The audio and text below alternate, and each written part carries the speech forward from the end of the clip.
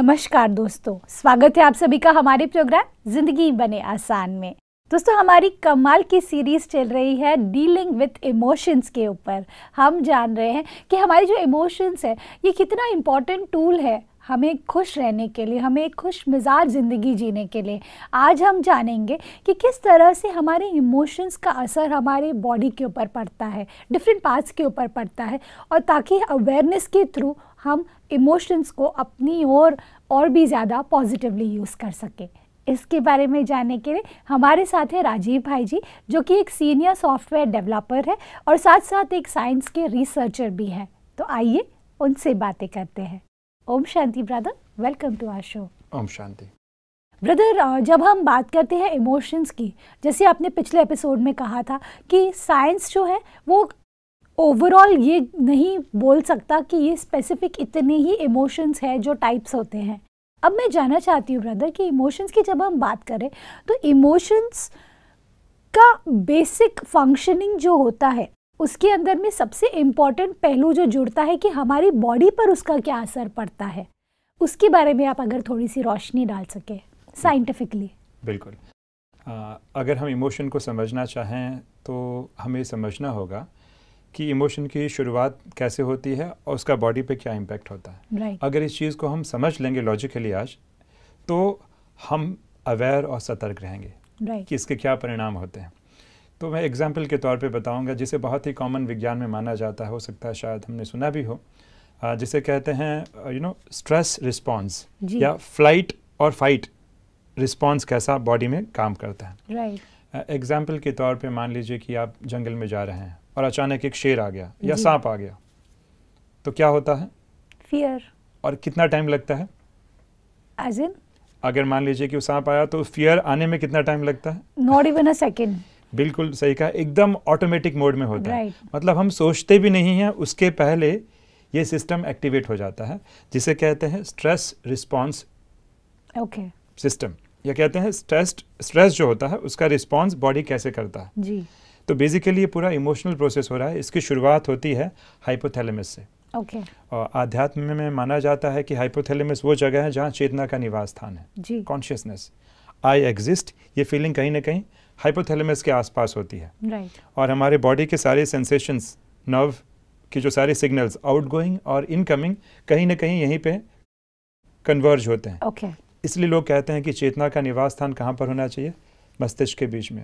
और तिलक भी हम वही लगाते हैं। बिल्कुल बिल्कुल, तिलक भी लोग लगाते हैं। तो कहाँ पे लगाते हैं? हमारी भारतीय संस्कृति में मान्यता है कि माताएं जो बिंदी है वो यहीं पे लगाती हैं और तिलक भी यहीं पे लगाया जाता है जी। तो हाइपोथैलेमस हमारा जो है एक बहुत ही इंपॉर्टेंट केंद्र हो जाता है कि जब भी ऐसे कोई स्ट्रेसफुल सिचुएशन आती है तो उसे फाइट या तो फ्लाइट या तो फ्रीज, 3 ऑप्शन होते हैं प्राय। या तो उसे हम लड़ते हैं, या तो भाग जाते हैं, या तो फ्रीज कर लेते हैं। तो उसे करने के लिए बॉडी ऑटोमेटिकली कुछ सेकंड के अंदर अपना ये पूरी प्रोसेस दिखाती है। Right. तो हाइपोथैलेमस पिट्यूटरी ग्लैंड को सिग्नल भेजता है। Right. पिट्यूटरी ग्लैंड मतलब जिसे हिंदी में कहते हैं पीयूष ग्रंथि। तो हमारे बॉडी के जितने भी जो मेन हार्मोनल सिस्टम है उसका जो मास्टर ग्लैंड बताया जाता है पीयूष ग्रंथि या पिट्यूटरी ग्लैंड को कहा जाता है। Okay. तो पहले हाइपोथैलेमस सिग्नल भेजता है पिट्यूटरी ग्लैंड को, और पिट्यूटरी ग्लैंड 2 इंपॉर्टेंट हार्मोन्स को ट्रिगर करने का काम करती है जी। एक का नाम है एड्रिनेलिन और दूसरे का नाम है कॉर्टिसोल। ये दोनों हार्मोन्स के बारे में मुझे लगता है दर्शकों को समझना चाहिए, कोई बहुत ज़्यादा टेक्निकल नहीं है जी। हम उसके डिटेल्स में नहीं जाएंगे, लेकिन उसके असर को समझेंगे।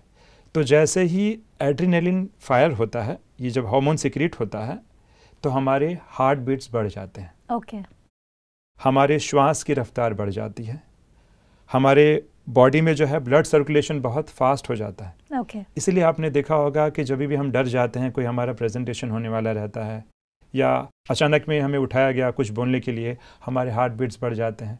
तो बेसिकली शरीर क्या कर रहा है, सबकॉन्शियस माइंड जो बॉडी को कंट्रोल करता है, मैं कहूँगा वो अब बॉडी को प्रिपेयर कर रहा है। क्यों हार्ट बीट्स बढ़ रहे हैं? क्योंकि ये ब्लड का सप्लाई हाथों और पैरों में जा रहा है। Right. क्यों हाथ और पैर में जा रहा है? वो इसलिए जा रहा है ताकि जो खतरा, संकट सामने आया है उसको लड़ने के लिए मजबूती चाहिए या मजबूती दी जा सके। इसलिए ब्लड सर्कुलेशन हाथ और पैरों में होता है। इसके लिए पहला तो रीज़न ये हुआ। दूसरा जो हार्मोन होता है उसको कहते हैं कॉर्टिसोल। ये दोनों हार्मोन्स को स्ट्रेस हार्मोन कहा जाता है। ओके। तो जो कॉर्टिसोल जो होता है वो क्या करता है, ब्लड में शुगर की मात्रा बढ़ा देता है। क्यों शुगर की मात्रा बढ़ाता है? ताकि हमें एनर्जी, ग्लूकोज लेवल बढ़ जाता है ताकि हमें एनर्जी मिल सके फाइट या तो फ्लाइट करने के लिए। ठीक है। तो इस प्रकार से स्ट्रेस का ये रिएक्शन बॉडी पे होता है। दो हार्मोन्स एड्रेनालिन और कॉर्टिसोल बहुत ही इंपॉर्टेंट रोल प्ले करते हैं। राइट। लेकिन एक सबसे महत्वपूर्ण की बात बताना चाहता हूँ, क्या इसके साइड इफेक्ट हैं। बड़ा इंटरेस्टिंग बात है इसी में।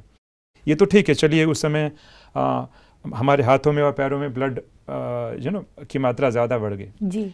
लेकिन कॉर्टिसोल क्या करता है, जिस समय ये ब्लड सप्लाई करता है ना, तो हमारे डाइजेस्टिव सिस्टम जो शांति से चल रहा था उसको स्टॉप कर देता है। ओके। और हमारा जो इम्यून सिस्टम, रोग प्रतिरोधक शक्ति जो होती है, उसको भी वो स्टॉप कर देता है। ओके। क्यों? क्योंकि इस समय डाइजेशन इंपॉर्टेंट नहीं है, इस समय खतरे से लड़ना इंपॉर्टेंट है। राइट। बट चैलेंज ये होता है कि ये पूरा सिस्टम, ये तो चलिए खतरा या संकट आया तो ऑटोमेटिकली काम कर रहा है, पर जिस समय हम इमोशनल रहते हैं या बहुत लंबे टाइम तक स्ट्रेस में रहते हैं तो क्या होगा, ये सिस्टम एक्टिव रहेगा और आप पाएंगे कि डाइजेशन पे इम्पैक्ट हो रहा है। इसलिए आपने देखा होगा कि जब हम स्ट्रेस में होते हैं तो कहते हैं कि मेरा डाइजेशन बिगड़ गया है, पेट में गड़बड़ हो गई है, क्योंकि और ये इम्यून सिस्टम भी जवाब दे देता है और बहुत सारे ऑटो इम्यून डिजीज चालू हो जाते हैं। राइट। उसका मेन कारण ही है स्ट्रेस। तो इस प्रकार स्ट्रेस, ये इमोशन जो हमारी बॉडी की रक्षा के लिए बना था और हम जान नहीं पाता, हमारा बॉडी देखिए इतना इस प्रकार से है, सबकॉन्शियस माइंड, कि वो जान नहीं पाता है कि इमेजिन खतरा है कि रियल खतरा है। राइट।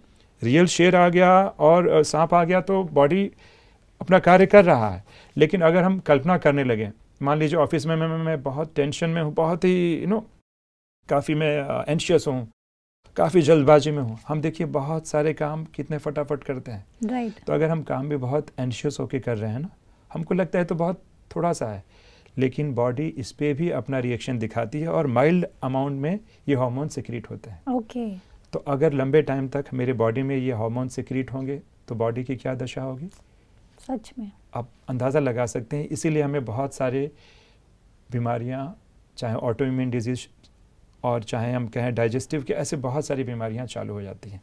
ये इसका दुष्परिणाम होता है इमोशन का, जो रक्षा के लिए था, लेकिन उस रक्षा प्रणाली को, उस स्ट्रेस रिस्पॉन्स या फ्लाइट और फाइट जो रिस्पॉन्स था, उसको आपने रक्षा के लिए ना यूज़ करके उस इमोशन को हमने प्रॉपरली किसी और तरीके से यूज़ किया, तो हमारा रक्षा कवच ही हमारे लिए भारी पड़ जाता है। So true brother. जब हम, बहुत इंटरेस्टिंग ये आपका कॉन्सेप्ट है जो मैं समझने की कोशिश कर रही हूँ, इसके अंदर में एक और पहलू जुड़ता है, वो है कि जब हम इमोशनल होते हैं कोई भी तरीके से, या तो मैं, आपने जैसे बोला एक अच्छे इमोशन बुरे इमोशन नहीं होते, लेकिन कुछ भी मैं एक्सपीरियंस कर रही हूँ इमोशन, तो उसका असर सीधे जा कर के मेरे एक्शंस पर पड़ता है कि जो भी मैं एक्शन ले रही हूँ सिचुएशन के हिसाब से। सपोज अभी अगर मैं लोकल ट्रेन्स की बात करूँ, लोकल ट्रेन में बहुत भीड़ है, ठीक है, और बहुत सारे लोग टंगे हुए जा रहे हैं, एकदम एंड तक लगे हुए, और मुझे पहुँचना है ऑफिस, और अगर मैंने नेक्स्ट ट्रेन का वेट किया तो शायद मैं वहाँ पे लेट पहुँचूंगी। इस सिचुएशन में मुझे उस ट्रेन पे चढ़ना है, ऐसे चढ़ना है ताकि मैं सेफ भी रहूँ और मैं अपने डेस्टिनेशन पे टाइम पे भी पहुँच जाऊँ। अब इस सिचुएशन में there is lot of things happening together. Correct. Emotions of fear. Correct. Emotion of uncertainty. Correct. Emotion of, I would say, stress. Emotion of irritation. बहुत सारे इमोशंस एक साथ आ रहे हैं। बिल्कुल। और ऐसा ही हमेशा होता है। Correct. ऐसा नहीं होता कि एक ही इमोशन आप फील कर रहे हैं। बिल्कुल। इमोशन एक दूसरे से जुड़ करके एक साथ आते हैं, पूरी एक टीम बनाकर आते हैं। बिल्कुल।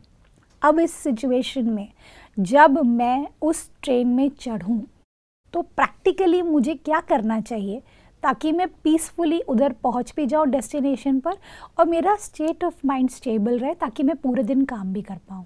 बिल्कुल, ये बहुत ही इंपॉर्टेंट आपने बात बताई। देखिए इमोशन जो हमने 6 इमोशन बताए थे वो काफ़ी प्राइमरी इमोशन होते हैं। राइट। लेकिन जो ट्रेन वाली सिचुएशन है इसमें एक इमोशन नहीं, मल्टीपल इमोशन काम कर रहे हैं। राइट। अब हमें डिसाइड करना है कि हम जो कार्य कर रहे हैं अपनी खुशी के लिए, खुशहाली के लिए कर रहे हैं। राइट। पर हम ये जो कार्य प्रॉपरली प्लान ना करने से जो जल्दबाजी कर रहे हैं उसका कॉस्ट कितना महंगा हो सकता है। राइट। मैं एग्जाम्पल के तौर पे मैं बताऊंगा आपको कि जैसे हमारी बात चल रही थी कि हमारा ये जो स्ट्रेस रिस्पॉन्स प्रक्रिया है तुरंत एक्टिवेट हो जाती है। राइट। जैसे आपने देखा होगा कि मैं ट्रेन के ही सिलसिले में मैं अभी आपको एग्जाम्पल दूंगा कि मान लीजिए कोई भीड़ या ऐसे कुछ चीज़ें आई और मेरा तुरंत स्ट्रेस वाला जो ये साइकिल है, स्ट्रेस रिस्पॉन्स वाला है, एक्टिवेट हो गया, तो हमको क्या लगता है इसके वजह से क्या हुआ, मेरे बॉडी में स्ट्रेस आया। हम दूसरों को अपने स्ट्रेस या इमोशन का जवाबदार मानते हैं। We are not taking our emotional responsibility. तो चाहे ट्रेन हो चाहे भीड़ भाड़ हो, इमोशन ट्रेन के कारण नहीं, क्योंकि हमको लगता है कि ट्रेन और मेरी इस लाइफ उसके कारण हुआ है, क्योंकि बॉडी पे एक्सपीरियंस भी हो रहा है, फील भी हो रहा है। True. और बॉडी पे फीलिंग किसने किया, ये स्ट्रेस रिस्पॉन्स साइकिल ने ट्रिगर कर दिया। तो हमको लगता है बस ये भीड़ के कारण ही मेरी लाइफ बहुत है और पूरा हम उसको ब्लेम करते हैं। बट हमने देखा है कि सिचुएशन मेरे इमोशन का कारण नहीं होती है, लेकिन उस सिचुएशन के प्रति मैंने मन में क्या भाव बिठा के रखा है वो मेरे इमोशन का कारण होता है। ओके। कभी भी ये बहुत ही बड़ा मंत्र है, मैं दर्शकों को भी बताना चाहूँगा, या कई बार मैंने कहा भी है कि सिचुएशन, परिस्थिति मेरी मनोस्थिति का कारण नहीं है, लेकिन उस परिस्थिति के प्रति मैंने क्या भाव रखे हैं, क्या मेरी बिलीव्स हैं जी, वो मेरे इमोशन का कारण है। पहला तो ये। तो मैं दर्शकों को ये कहूँगा कि ऐसी सिचुएशन में पहली बात एक हम आदत से डाल लें, कोई भी एक्टिविटी करनी है स्लोली करनी है और वर्तमान में रहकर करना है। ओके। चाहे मैं ब्रश कर रहा हूँ, आपने देखा होगा कि जब हम ब्रश करते हैं तो क्या करते हैं, जैसे ही ब्रश लेते हैं प्लानिंग चालू हो जाती है। We are not in the present moment. Right. या तो भूत में या तो वर्तमान में रहते ही नहीं, भूत में या तो भविष्य में, वर्तमान में रहते ही नहीं। तो ये हमको लग रहा है कि मैंने क्या किया, जल्दी जल्दी में ट्रेन पकड़ लिया, उससे क्या फ़र्क पड़ा, मुझे फ़र्क नहीं पड़ा, लेकिन फ़र्क पड़ा। कहीं ना कहीं इंटरनल हार्मोन सिक्रीट हुए हैं, तो उसका मुझे कॉस्ट पे करना पड़ सकता है। तो अपनी प्लानिंग ऐसी करें कि जब भी ट्रेन पकड़ना है तो एक बफर रखें। राइट। उस बफर में क्या होगा, हम शांति से उस पलों को एंजॉय भी करेंगे। और जीवन केवल संघर्षों का नाम नहीं है। अगर हम संघर्ष में रहेंगे तो उस वर्तमान के पल को भी कैसे एंजॉय कर सकते हैं। राइट। और फिर भी खुदा ना खास्ता ऐसी सिचुएशन आ गई, क्योंकि देखिए हम भी बॉम्बे में रहते हैं। राइट। कई बार हमें लोकल ट्रेन्स का यूज़ करना पड़ता है। राइट। क्योंकि ट्रैफिक बहुत ज़्यादा रहती है। राइट। पर अगर मान लीजिए कुछ ऊपर नीचे हो भी गया, तो मैंने कहा कि हमारे बिलीफ के ऊपर डिपेंड करता है। राइट। तो हम जज ना करें। राइट। अगर हम अपने बिलीफ में बहुत रिलैक्स रहते हैं कि ठीक है, थोड़ी अनकंफर्टेबल मुझे फील हो रही है, ट्रेन में थोड़ी भीड़ है, पर अनकंफर्टेबल है, बट मैं इसको बेयर कर सकती हूँ। अगर हमारे पॉजिटिव सेल्फ टॉक रहा, तो जैसे हमारा सेल्फ टॉक होगा, जैसे मैंने बताया था, जैसे हमारा सेल्फ टॉक या थिंकिंग होती है, वैसे हमें क्या होता है, फील होता है। तो भीड़ भाड़ की ट्रेन में हम साक्षी भी रह पाएंगे। अगर फिर भी इमोशन जनरेट हो रहा है बॉडी पे, मान लीजिए ट्रिगर हो गया, फिर भी क्योंकि स्वभाव है, स्वभाव बन चुका है, ट्रिगर होने के बाद भी साक्षी भाव, सिचुएशन को जज ना करें। और मुझे जो इमोशन अनुभव हो रहा है उसके कारण ये भीड़ नहीं है, ये मेरी खुद की मान्यताएं हैं। तो खुद पे फोकस रहेंगे ना अनायिका, तो वो इमोशन इतने हमारे पर हावी नहीं होते हैं और हम इससे बच सकते हैं। और एक और बहुत ही इंपॉर्टेंट सीक्रेट मैं शेयर करना चाहूँगा अपने जो दर्शक हैं, कि मालूम है अनायिका, ये जो इमोशन होते हैं ना, इसका जो उद्गम स्रोत है या सोर्स है, क्या होता है, इसका उद्गम सोर्स होता है हमारी नीड या आवश्यकताएं। ओके। हमारी आवश्यकताएं ही इमोशन को जन्म देती हैं। अच्छा। एग्जाम्पल के तौर पे छोटा बच्चा है, उसकी आवश्यकता क्या है, भूख लगी है, नीड। अब उसको भूख लगी है तो क्या करता है, वो इमोशन आता है, रोता है और मम्मी उसे खाना खिला देती है। राइट। तो इमोशन का कारण क्या हुआ, बच्चे की नीड। उसी प्रकार जब हम लोगों के व्यवहार में आते हैं तो अक्सर करके हम क्या करते हैं, लोग हमसे कैसे बिहेव कर रहे हैं ना, उनके हम लैंग्वेज को पकड़ने में लग जाते हैं। राइट। उनकी लैंग्वेज को जज करने में लग जाते हैं। बट लैंग्वेज को की तरफ फोकस ना करके हमें फीलिंग और नीड कॉन्शियस होना चाहिए। राइट। कि सामने वाला क्या फील कर रहा है उस पर ज़्यादा फोकस करें, और वो फीलिंग का सोर्स क्या है, नीड, उसकी आवश्यकता क्या है। तो अगर हम उसकी आवश्यकता की तरफ ध्यान देंगे तो उसको हम जज नहीं करेंगे। करेक्ट।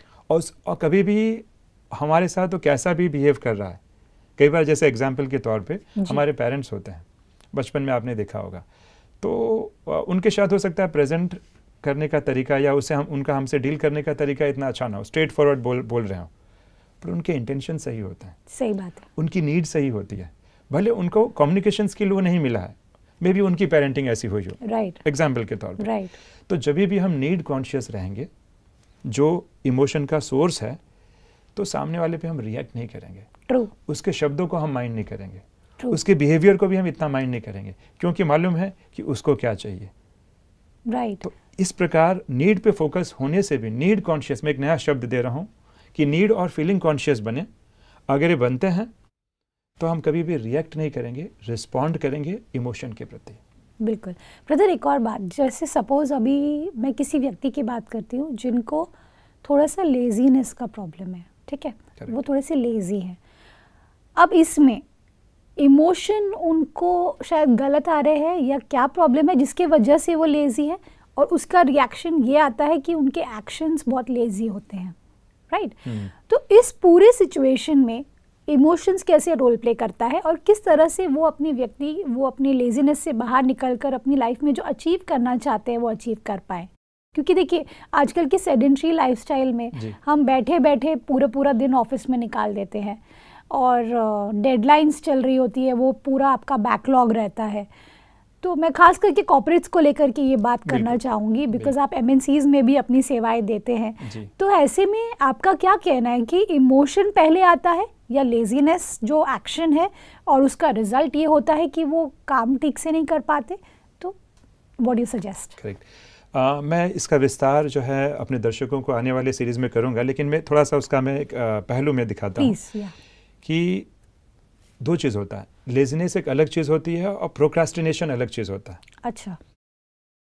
एक होता है आलस, सुस्ती, जो शरीर पे हम फील कर पाते हैं जी। और एक होता है किसी चीज़ को टालम टोल करना, टालना, राइट, प्रोक्रास्टिनेट करना। राइट। तो आप जो बता रहे हैं ये प्रोक्रास्टिनेशन की बात कर रहे हैं, जहाँ तक मैं समझता हूँ। राइट। और कॉर्पोरेट में हम देखते भी हैं कि मेरे अंडर जो लोग कई बार काम करते हैं, कई लोग प्रोक्रास्टिनेट करते भी हैं। राइट। बट वास्तव में साइंस में प्रोक्रास्टिनेशन को या टालने की, या जिसे अलबेलापन कहते हैं जी, इस अलबेलेपन को या प्रोक्रास्टिनेशन को इमोशन माना ही नहीं जाता है। अच्छा। वो कहते हैं कि ये इमोशन नहीं है, ये तो एक जनरल टर्म है, इसके पीछे कुछ और भाव छिपे रहते हैं और उसका रूट कहीं ना कहीं एंजाइटी में छिपा रहता है। बिकॉज आई एम परफेक्शनिस्ट और मुझे लगता है कि ये चीज़ मैं कर नहीं पाऊंगा ना, तो ये तो चीज़ मैं कर ही नहीं पाऊंगा, तो मुझे एंजाइटी हो रही है। और क्योंकि मुझे एंजाइटी हो रही है, इसलिए मैं क्या कर रहा हूँ, उस एंजाइटी की फीलिंग से बचने के लिए चीज़ों को मैं टाल रहा हूँ। ओके। तो आज तक जिसे हम प्रोक्रास्टिनेशन कहते हैं या अलबेलापन कहते आ रहे हैं, वो वास्तव में इमोशन नहीं, उसके पीछे इमोशन क्या है? एग्जाम्पल, एंजाइटी है, इसलिए मैं नहीं कर पा रहा हूँ। Right. तो चिंता उसके पीछे छिपी हुई इमोशन है, ना कि प्रोक्रास्टिनेशन इसका इमोशन है। ब्रदर, जैसे हम एक और बात करते हैं, जैसे सपोज कोई व्यक्ति है जो सक्सेसफुल है, आप किसी का भी नाम, जैसे अभी हम नरेंद्र मोदी जी की बात करें, उनकी बात अगर हम करें, उनकी बहुत सारी कलाएं हैं, बहुत सारी क्वालिटीज़ है जिसके वजह से आज वो जिधर है वो उधर है, and we respect him so much. अब मैं ये जानना चाहती हूँ कि उनके अंदर में इमोशंस को डील करने की क्षमता कितनी अच्छी होगी, या कौन से ऐसे इमोशंस हैं जिनको वो तवज्जो देते हैं, और कौन से ऐसे इमोशंस हैं जिन्हें वो ध्यान नहीं देते या अपनी लाइफ में नहीं लाते हैं, जिसकी वजह से वो इतने सक्सेसफुल हैं? ग्रेट। ये देखा गया कि किसी भी हम बड़ी हस्तियों को लें, उनके सक्सेस के पीछे एक रीज़न आता है, और वो है इमोशन मैनेजमेंट। ओके। इमोशन, या कहते हैं इमोशनल इंटेलिजेंस। ओके। और आजकल देखिए इंटेलेक्चुअल एबिलिटी से भी ज़्यादा महत्व किसका है? इमोशनल टॉलरेंस कितना है, या हम इमोशनली कितने इंटेलिजेंट हैं। हो सकता है कि आजकल हमारे जैसे पेरेंट्स होते हैं कि हमारा पूरा फोकस कहाँ रहता है, बच्चे को बहुत अच्छा पढ़ाए लिखाए, एकदम डिग्री और बड़े बड़े कॉलेजेस में, टॉप मोस्ट यूनिवर्सिटीज़ में एडमिशन दें, अच्छी चीज़ है, लेकिन वो तो इंटेलेक्चुअल स्ट्रेंथ को हम बढ़ा रहे हैं। What about the emotional strength? True. और देखा गया कि जितने भी जो महान लोग हुए हैं, उनका इमोशनल टॉलरेंस बहुत ज़्यादा रहा है। राइट। तो अगर आप मोदी जी की बात कर रहे हो, तो आप देखेंगे कि अक्सर करके उनके जो इंटरव्यूज़ में आप देखेंगे, ऐसे भी इंटरव्यूज़ हैं जिसमें लोगों ने उनको काफ़ी नेगेटिवली रिएक्ट किया। राइट। इंटरव्यू लेने वालों ने भी, और कई बार लोगों ने, महान बनने के लिए निंदा तो सहना ही पड़ता है, वहाँ पे आपका इमोशनल स्ट्रेंथ की ज़रूरत पड़ती है। तो देखा गया कि इतने चीज़ों के बावजूद भी वो अपनी शांति को बनाए रखते हैं, वो जल्दी रिएक्ट नहीं करते हैं। राइट। दैट मीन्स कहीं ना कहीं इमोशनल स्ट्रेंथ उनकी बहुत ज़्यादा है। तो ऐसे लोग, कोई भी, चाहे ये प्रदेश के प्रधानमंत्री हों या जो भी बड़ी हस्तियां हों, अगर हमारा इमोशनल स्ट्रेंथ बहुत ज़्यादा है, we know how to deal with emotion, जी, वो हमें बहुत ही ऊंचाइयों पर ले जाएगा। How beautiful. और उसके लिए अभी से हमें छोटे छोटे स्तर पे जो भी इमोशन आते हैं उसको हम मैनेज करना शुरू करें। क्योंकि देखिए अनायिका, अगर हम बात करें इमोशन की, तो जैसे मैंने बताया कि रिसर्च ये बताता है कि जो लोग बहुत सेंसिटिव होते हैं जी, बहुत ही एंशियस होते हैं, तो हमारे ब्रेन में एक छोटा सा ऑर्गन होता है बादाम के आकार का, जिसे हम एमिगडाला कहते हैं, सब जानते भी होंगे। तो जो लोग ज़्यादा सेंसिटिव रहते हैं तो उनका एमिगडाला बड़ा होता है, और ये एमिगडाला क्या करता है ना, तुरंत हाइपोथैलेमस को मैसेज भेज देता है। और हाइपोथैलेमस स्ट्रेस हार्मोन्स को रिलीज कर देता है। और इसीलिए ऐसे लोगों में एमिगडाला काफ़ी सेंसिटिव और इतना बड़ा पाया गया। ये रिसर्च इस बात का जो है पुष्टि या प्रमाण करता है। बिल्कुल। तो हमें ये ध्यान रखें कि इमोशन को डील करना या मैनेज करना कितना इंपॉर्टेंट है, और उसका हमारे शरीर के ऊपर कितना बड़ा असर कर रहा है। बिल्कुल। मैं तो यहाँ तक कहूँगा अनायिका, अगर आप कहें, जैसे मैंने बताया था कि कैसे हमारे बॉडी जो है रिएक्ट करता है जी। और ये भी मैंने बताया कि कई बार क्या होता है कि जब कोई भी हमारे सामने अच्छे से बिहेव नहीं करता है ना, तो हमारे जो प्री फ्रंटल कॉर्टेक्स, ये वाला हिस्सा, ब्रेन का हिस्सा जो थिंकिंग और लॉजिकल वाला काम करता है, वो ब्लड फ्लो वहाँ से हटकर कहाँ चला जाता है, एमिगडाला की तरफ। और इसीलिए हमारी थिंकिंग एकदम ब्लॉक हो जाती है। राइट। तो जैसे मैंने बताया कि कभी भी कोई व्यक्ति रिएक्ट कर रहा हो, या भावना में कहते हैं कि भावना में बिल्कुल अंधा हो चुका है, लोग ऐसे भी कहते हैं जी। तो सच में वो उसका एमिगडाला ही काम कर रहा है, उसका जो होश वाली अवस्था है वो तो काम कर ही नहीं रही। तो ऐसे व्यक्ति तो रहम का पात्र है। बिल्कुल। और उसके सामने अगर हम रिएक्ट कर रहे हैं तो फिर कुछ इट्स नॉट राइट। तो इनफैक्ट अगर इस ज्ञान को हम साथ में रखेंगे कि नहीं, अभी इसका एमिगडाला हाईजैक हो गया है, राइट, अभी इसका जो कहीं ना कहीं जो है लॉजिकल माइंड काम नहीं कर रहा है, राइट, इस चीज़ को, इस नीड को, उस व्यक्ति की नीड को अगर हम ध्यान में रखेंगे तो कभी भी हमें उस प्रकार से हम रिएक्ट नहीं करेंगे। और सामने वाले के प्रति बहुत ही कंपैशन का भाव हमारे दिल में रहेगा। बिल्कुल। ब्रदर, आज के एपिसोड में मुझे सबसे अच्छी बात ये लगी कि हमें अपने इमोशंस को ध्यान देने की ज़रूरत है, क्योंकि जब भी हम इमोशनल जर्नी पर होते हैं तो हम अपनी बॉडी को बहुत हर्ट करते हैं, अलग अलग पार्ट्स पर उसका असर पड़ता है। तो हमें बैलेंस्ड वे में ज़िंदगी को जीना है। इसके लिए thank you for this knowledge brother, thank you for coming in our show. ओम शांति। ओम शांति। दोस्तों, आज के एपिसोड में मुझे लगता है कि सबसे कमाल की बात ये लगी मुझे कि जब हम ज़िंदगी की जर्नी पर आगे बढ़ रहे होते हैं तो कई बार स्पीड ब्रेकर्स आते हैं, कई बार गड्ढे भी आते हैं, कई बार सिग्नल भी आते हैं, लेकिन ये सभी के बीच में आपका स्टेट ऑफ माइंड कैसा है, आप अपने इमोशंस को कितनी अच्छी तरह से हैंडल कर पा रहे हैं, यही आपकी ज़िंदगी को डिफ़ाइन करेगा। और जब आप चले जाएंगे ना तो लोग याद रखेंगे कि हाँ, उन्होंने अपनी ज़िंदगी के हर पल किसी को भी हर्ट नहीं किया, किसी को भी तकलीफ़ नहीं दी। और वो तभी ही पॉसिबल है जब आप आज के एपिसोड में जो जो आपने सीखा उसे अपनी ज़िंदगी में अप्लाई करें, है ना। इस बात के साथ आज के प्रोग्राम को हम एंड करते हैं। कल आपसे फिर मिलेंगे आपके ही शो में ज़िंदगी बने आसान। ओम शांति। अधिक जानकारी के लिए संपर्क करें। जिंदगी बने आसान, Brahma Kumaris Godlywood studio, Shantivan, Abu road. Call 80949134887।